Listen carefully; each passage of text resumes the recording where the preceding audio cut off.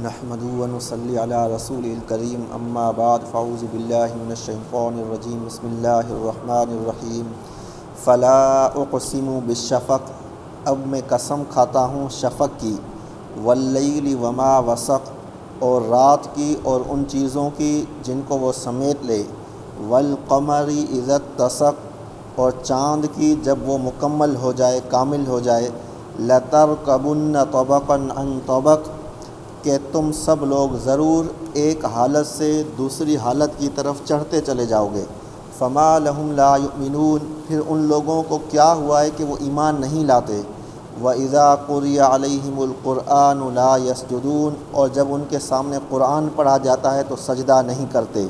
یہ آیت سجدہ ہے، درس کے بعد سجدہ کر لینا۔ بَلِ الَّذِينَ كَفَرُوا يُكَذِّبُونَ، بلکہ وہ لوگ جنہوں نے کفر کیا وہ جھٹلا رہے ہیں، یعنی حق کو جھٹلا رہے ہیں۔ وَاللَّهُ أَعْلَمُ بِمَا يُوعُونَ، اور اللہ خوب جانتا ہے جو کچھ وہ جمع کر رہے ہیں۔ فَبَشِّرْهُم بِعَذَابٍ أَلِيمٍ، ان کو دردناک عذاب کی خوشخبری سنا دو۔ إِلَّا الَّذِينَ آمَنُوا وَعَمِلُوا الصَّالِحَاتِ لَهُمْ أَجْرٌ غَيْرُ مَمْنُونٍ، مگر وہ لوگ جو ایمان لائے اور نیک عمل کیے تو ان کے لیے کبھی نہ ختم ہونے والا اجر ہے۔ اللہ تعالیٰ قسم کھا رہے ہیں فلا اقسم بالشفق، شفق کس کو کہتے ہیں؟ شام کی سرخی کو، یعنی جب سورج غروب ہو جاتا ہے اس کے بعد جو آسمان کے مغربی کناروں پر ایک سرخی چھا جاتی ہے اس کو شفق کہتے ہیں، اور شفق اس سرخی کو بھی کہتے ہیں جو سورج طلوع ہونے سے پہلے آسمان پر چھا جاتی ہے۔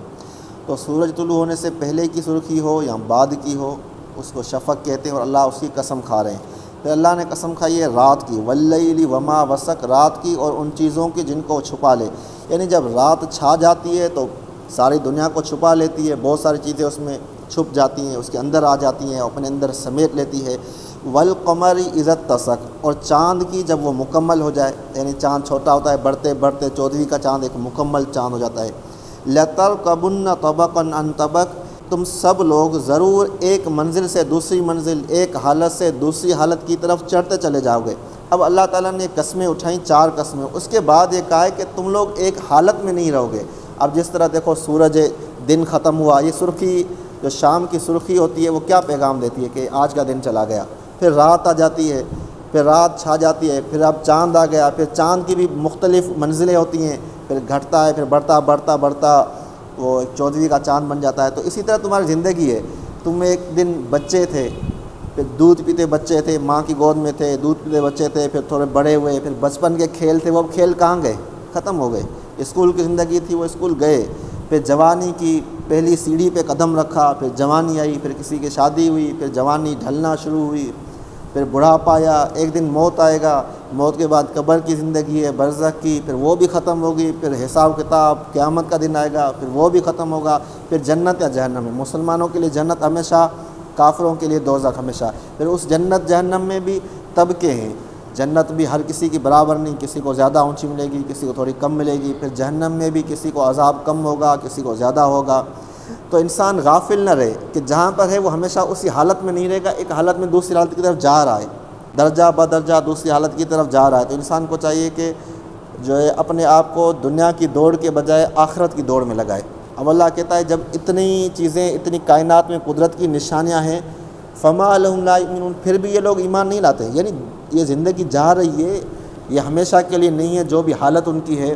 اب ایک آدمی کتنا امیر ہو، وہ بوڑھا ہو جاتا ہے تو اس کے لیے رونقیں ختم ہو جاتی ہیں، پھر نہ کھانے کا مزہ، نہ جو جوانی کے شوق تھے ان کا مزہ، تو یہ سب چیزیں ختم ہو جائیں گی۔ پھر آگے اللہ کہتا ہے وَإِذَا قُرِئَ عَلَيْهِمُ الْقُرْآنُ لَا يَسْجُدُونَ، جب ان کے سامنے قرآن پڑھا جاتا ہے تو سجدہ نہیں کرتے۔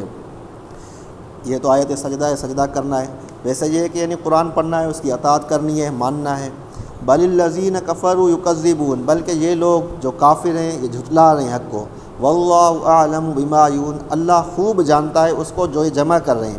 اب اس کی 2 معنی ہیں، یعنی ایک جو کچھ وہ اپنے اعمال ناموں میں جمع کر رہے ہیں اللہ اسے جانتا ہے کیا جمع کر رہے ہیں۔ دوسری جو اپنے دلوں میں باتیں چھپاتے ہیں اس کو بھی اللہ جانتا ہے۔ فَبَشِّرْهُم بِعَذَابٍ أَلِيمٍ، ان کو دردناک عذاب کی خوشخبری سنا دو۔ اب خوشخبری کا لفظ کیوں آیا ہے؟ کیونکہ کوئی اچھی نیوز تو نہیں ہے، پھر خوشخبری کا لفظ کیوں ہے؟ کیونکہ جو آدمی جس بھی چیز کی محنت کرتا ہے نا اس کی رزلٹ دیکھنا چاہتا ہے، تو اللہ کہتا ہے تمہارے لیے خوشخبری آ گئی، تمہاری رزلٹ آ گئی، لیکن اس رزلٹ میں ہے کیا تمہارے لیے؟ دردناک عذاب، کیونکہ تم نے کمایا ہی ہے اپنے کفر کی وجہ سے، بدعمالیوں کی وجہ سے تم نے یہی کمایا، تو تمہارے لیے خوشخبری کس چیز کی ہے؟ دردناک عذاب کی ہے۔ الا الذین آمنوا وعملوا الصالحات، مگر وہ لوگ جو ایمان لائے اور نیک عمل کیے، لہم اجر غیر ممنون، ان کے لیے ایسا اجر ہے، ایسا ثواب ہے جو کبھی ختم نہیں ہوگا۔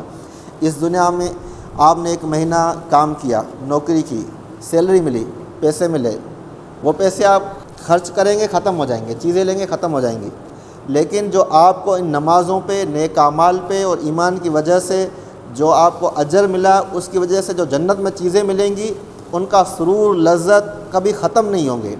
آپ کو حور ملی، اب اس کو نہ آپ نے کھانا کھلانا ہے، یعنی آپ پیسے نہیں دیں گے، وہ سب کچھ جنت میں ہر چیز فری ہو جائے گی۔ تو ہمیں چاہیے کہ آخرت کے لیے بڑھ چڑھ کر اعمال کریں، کیونکہ ایک دفعہ وہ کامیابی مل گئی تو وہ پھر ہمیشہ کے لیے ہے۔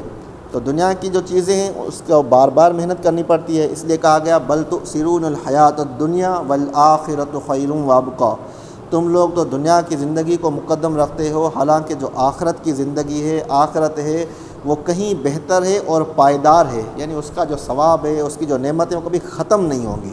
تو اللہ تعالیٰ سے دعا ہے کہ اللہ تعالیٰ ہمیں ایمان پر قائم رکھے اور نیک اعمال کی توفیق نصیب فرمائے۔